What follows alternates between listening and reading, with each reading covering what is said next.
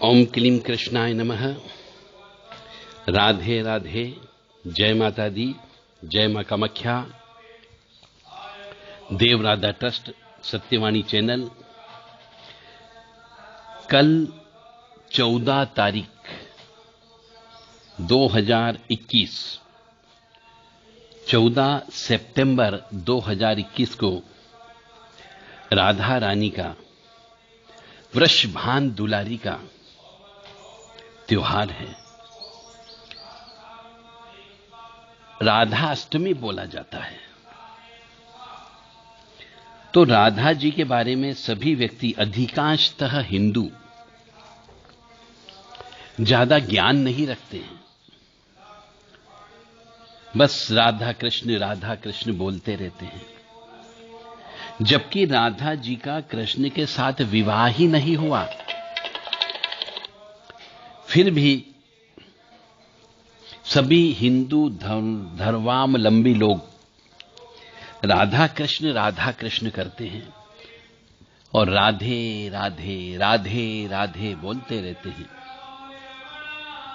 और मंदिरों में भी हमारे यहां पर राधा कृष्ण के मंदिर ज्यादा बनते हैं, जबकि बहुत से पुराणों में, जो पुराने हैं, उनमें राधा जी के बारे में कुछ भी नहीं कहा गया है। क्या राधा जी काल्पनिक पात्र तो नहीं? कहीं कहीं ऐसा भी लिखा हुआ है कि रुक्मिणी वास्तव में ही राधा है और राधा ही रुक्मिणी है, ऐसा भी कहा गया है, क्योंकि रुक्मिणी जी से विवाह किया है। तो राधा जी के साथ विवाह क्यों नहीं किया? तो हमारे हिंदुस्तान में बहुत से आताताइयों के द्वारा, चाहे वो मुस्लिम रहे हो या दूसरे धर्म के रहे हो, उनके द्वारा कई बार भारत के ऊपर, अखंड भारत के ऊपर हमले किए गए। और जब लड़ाइयां लड़ी गई और हारे गए, तो सभी संपत्तियों को जला दिया गया। उसमें हमारी किताबें भी थी, हमारे वेद भी थे, पुराण भी थे, कुछ प्राचीन पांडुलिपि थी जो हस्तलिपि थी, उनको भी जला दिया गया। ढूंढ ढूंढ करके जला दिया गया या गला दिया गया, जिसकी वजह से आज हमारे बहुत से देवी देवताओं के बारे में अलग अलग किताबों में अलग अलग विद्वानों के द्वारा अलग अलग मत दिए गए हैं। ऐसे ही राधा रानी के बारे में कहा जाता है।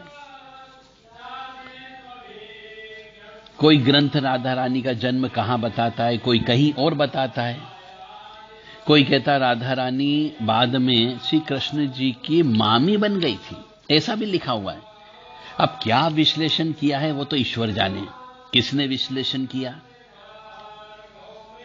परंतु जो हमारे यहां पर तथाकथित संत, कथावाचक, अब उनको संत नहीं कहूंगा मैं, कथावाचक कहूंगा, क्योंकि वो कथा के माध्यम से पैसा कमाते, उनका धंधा है, वो उनका व्यवसाय है। तो वो कथावाचक लोग भी राधा रानी के बारे में बड़ा मसाला लगा के, चटपटा लगा करके वर्णन करते, जबकि श्रीमद् भागवत कथा में राधा जी के बारे में कुछ भी नहीं लिखा गया है। महाभारत के जो पर्व है, महाभारत पुराण भी लिखा गया है, उसमें भी कहीं पर भी राधा जी के बारे में वर्णन नहीं आता है। तो क्यों नहीं आता है? यह आज भी प्रश्न अनुत्तरित है। कहीं कहीं पर लिखा हुआ है कि कृष्ण की मामी हो गई थी राधा जी बाद में, और एक जगह लिखा हुआ है कि राधा रानी को जब इस संसार से जाना था तो उसने श्री कृष्ण जी को याद किया और राधा जी ने उस श्री कृष्ण जी से अपनी अंतिम इच्छा पूरी करने की प्रार्थना की। तो अंतिम इच्छा उनकी ये थी कि तुम हमें बांसुरी सुनाओगे और हम अपना इस शरीर को त्याग देंगे। तो अंतिम बार ऐसा कहा जाता है कि श्री कृष्ण जी ने बांसुरी बजाई और श्री राधा जी ने अपना शरीर छोड़ करके समाहित हो गई, और उसके बाद से श्री कृष्ण जी ने बांसुरी तोड़ करके बांसुरी बजाना बंद कर दी।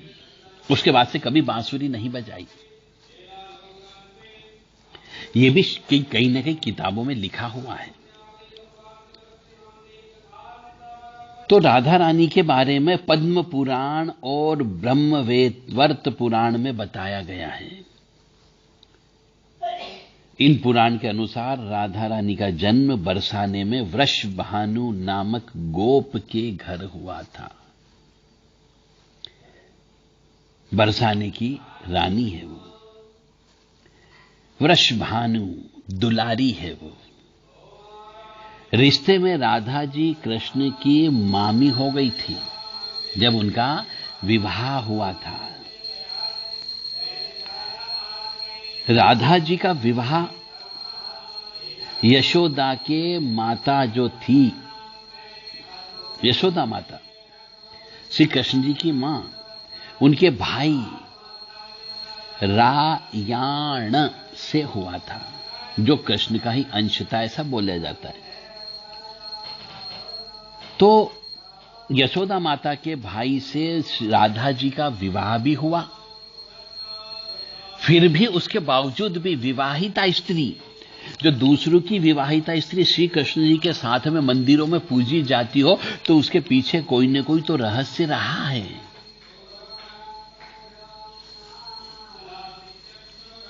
तो वो रहस्य क्या है, आज तक अनुत्तरित है।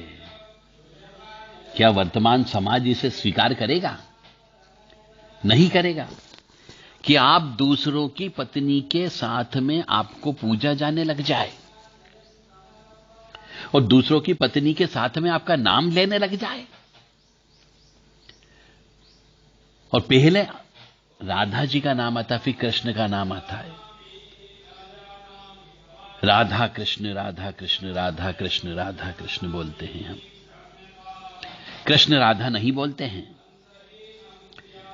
तो ये जितना भी कॉन्ट्राडिक्टरी विवेचन है, ये सब हिंदू को भटकाने का काम कर रहा है कि किसी शास्त्र में कुछ लिखा हुआ है, किसी किताब में कुछ लिखा हुआ है, किसी किताब में कुछ लिखा हुआ है, किसी को उसकी सत्यता का आज तक पता नहीं चला। और हिंदू आज भी भटक रहा है। पुराणों में तो जरूर लिखा हुआ कि भगवान श्री कृष्ण जी को विष्णु जी का अवतार मान लिया गया, तो राधिका को लक्ष्मी का स्वरूप माना गया है। तो क्यों माना गया? और लक्ष्मी स्वरूपा यदि थी तो उनके साथ उनका विवाह क्यों नहीं हुआ? और क्यों राधा और कृष्ण के प्रेम के संबंध के बारे में ये हिंदू लोग चिल्लाते रहते हैं?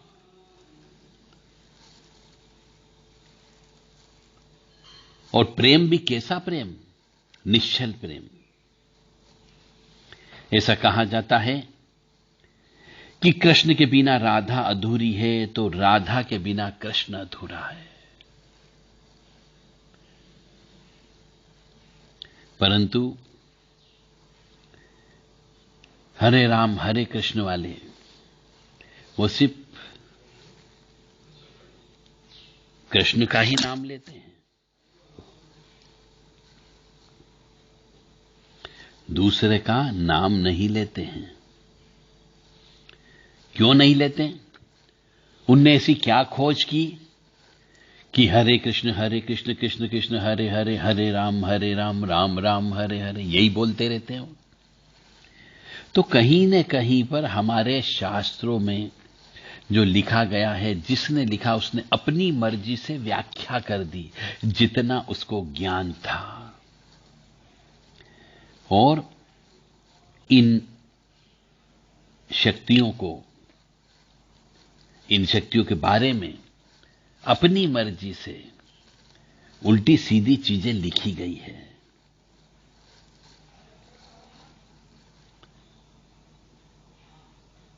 ऐसा भी है हमारे शास्त्र में कि प्रतिवर्ष श्री कृष्ण जन्माष्टमी के बाद भाद्रपद मास के शुक्ल पक्ष की अष्टमी पर राधा जी का जन्मदिन मनाया जाता है, जिसको राधाष्टमी कहा जाता है।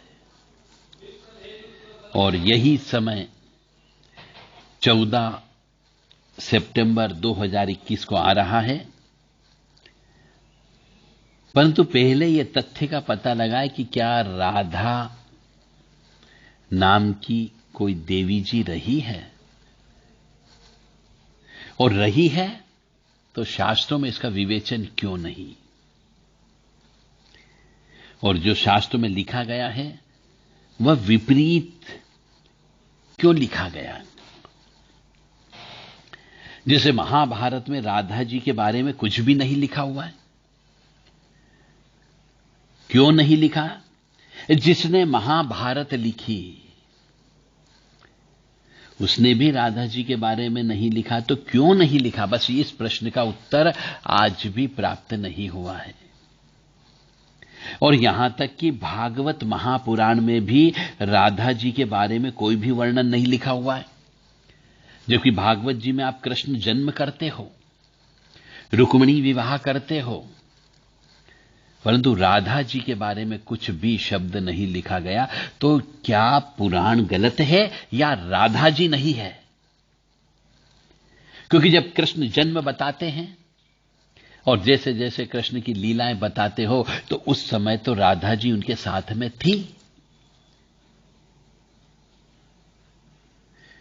जब श्री कृष्ण जी मथुरा की ओर प्रस्थान करें, उस समय के पहले तक का समय राधा जी के साथ गुजरा, ऐसा कहा जाता है कहानियों में, किस्सों के अंदर, गीत में, संगीत में। तो फिर भागवत महापुराण में राधा जी के बारे में कोई भी वर्णन क्यों नहीं लिखा हुआ? यह अभी भी रहस्य है कि जब श्री कृष्ण जी की जिंदगी में अहम रोल राधा जी ने अदा किया और उनको राधा कृष्ण के साथ में पूजा जाता है, मंदिरों में बिठाया जाता है उनका, तो फिर उनका नाम क्यों नहीं आता? यह प्रश्न अभी भी प्रश्न ही है, इसका उत्तर ज्ञात नहीं है। तो क्या पुराण लिखने वाले ने उन चीजों को काट दिया, या पुराण लिखने वाले को इस चीज का ज्ञान नहीं था? और यदि ज्ञान था तो उसने इस भाग को क्यों हटा दिया? क्या विद्वान जन और अन्य विद्वान जन इस बारे में यदि कुछ प्रकाश डाल सके तो डालें।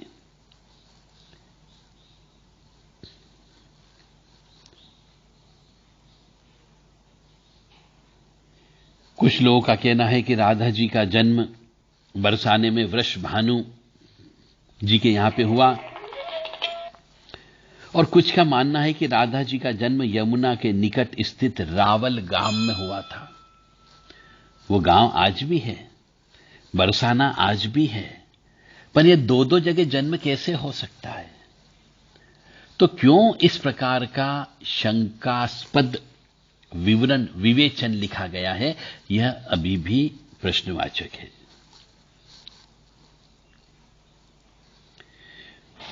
जैसा कि मैंने पहले बताया कि श्री कृष्ण के मथुरा जाने के बाद में राधा जी का विवाह हुआ, तो जिसके साथ विवाह हुआ वह यशोदा के सगे भाई थे, ऐसा कहा जाता है। तो श्री कृष्ण जी की मामी बन गई राधा जी, ऐसा किसी शास्त्र में नहीं लिखा है, परंतु कुछ व्याख्याकारों ने किताबों में लिखा है। और जब मामी बन गई तो मामी के साथ भांजे को क्यों पूजा जाता है? इसका मतलब कहीं न कहीं हमारे पुराणों में और शास्त्रों में और व्याख्याकारों ने व्याख्या करने में, विवेचन करने में गलती की, और इसकी सत्यता आज तक किसी को पता नहीं है। और क्यों ये भागवत जी करने वाले तथाकथित पैसा कमाने वाले, व्यास गद्दी पर बैठने वाले, इसके बारे में सही एक मत क्यों नहीं होते हैं?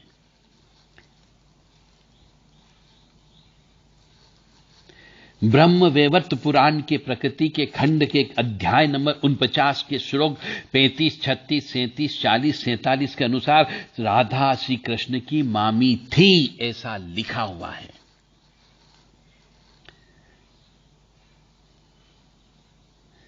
ब्रह्म वैवर्त पुराण के ब्रह्म खंड के 5वें अध्याय के श्लोक 25, 26 के अनुसार राधा को कृष्ण की पुत्री सिद्ध किया गया। तो ये ही एक ही पुराण है और इसी पुराण में अलग अलग श्लोकों में अलग अलग चीज सिद्ध करने की कोशिश की गई। इसका मतलब यह पुराण भी गलत है। अब इतनी गहराई में यह व्यास गद्दी पर बैठने वाले तथाकथित कथावाचक ये इस ओर प्रकाश डाले तो ज्यादा अच्छा होगा। केवल व्यास गद्दी पर बैठ करके स्त्रियों को मंच के सामने नचवाने से कुछ नहीं होगा। इससे धर्म का प्रचार प्रसार नहीं होगा। धर्म की वास्तविक सच्चाई को आपको सामने लाना होगा ताकि पता लग सके कि वास्तव में हिंदू भटक रहा है या नहीं भटक रहा है, या हिंदू के अंदर ही कुछ ऐसे व्यक्ति जिनने उसकी व्याख्या गलत की या लिखा गलत, और यदि गलत लिखा है तो उनको जला करके समूल नष्ट कर दिया जाए। हमारे पुराणों में कोई भी सत्यता नजर नहीं आती, क्योंकि कृष्ण जी के बारे में और राधा जी के बारे में अलग अलग किताबों में अलग अलग प्रकार से विश्लेषण किया गया। इससे हिंदू भटक रहा है और उसको सही स्थिति का ज्ञान नहीं हो रहा है। बस जो पुरानी परंपरा चली आ रही उस परंपरा का पालन कर रहे हैं।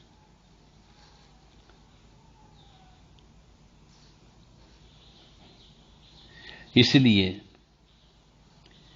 कुछ जगह लिखा हुआ है कि राधा और रुक्मणी दोनों ही कृष्ण से उम्र में बड़ी थी, और कुछ लोग कहते हैं रुक्मणी ही राधा है, राधा ही रुक्मणी है। श्री कृष्ण जी का विवाह रुक्मणी से हुआ, इसलिए समझो कि राधा से ही हुआ। तो ऐसे अलग अलग स्टेटमेंट, अलग अलग विवेचन, अलग अलग व्याख्या अलग अलग किताबों में लिखा हुआ है। तो मेरा सभी विद्वान जन से निवेदन है कि वो इस तरफ वास्तविक सच्चाई का पता लगाएं, अन्यथा उनको व्यास गद्दी पर बैठने का अधिकार नहीं है। जिस चीज से वो पैसे कमा रहे हैं उसके बारे में यदि उनको पूर्ण ज्ञान न हो तो किस चीज के भागवत प्रवक्ता। केवल एक किताब ले ली और उनके 5 प्रसंगों को, 7 प्रसंगों को एक एक दिन में 7 दिन के अंदर बोल दिया और सामने स्त्रियों को नचवा लिया, आदमियों को नचवा लिया। उसे भागवत जी करना नहीं कहते, उससे किसी का फायदा नहीं होता। सिर्फ व्यास गद्दी पर बैठने वाले उस तथाकथित कथावाचक का फायदा होता है, बाकी किसी को कोई पुण्य नहीं लगता। मेरी बातों से यदि किसी व्यक्ति को आत्मा को चोट पहुंचा हो तो माफी चाहता हूं, पर सत्य बात बोलना मेरा धर्म था। मैंने सत्य बात आपके सामने रखी। जय माता दी, जय मां कामाख्या।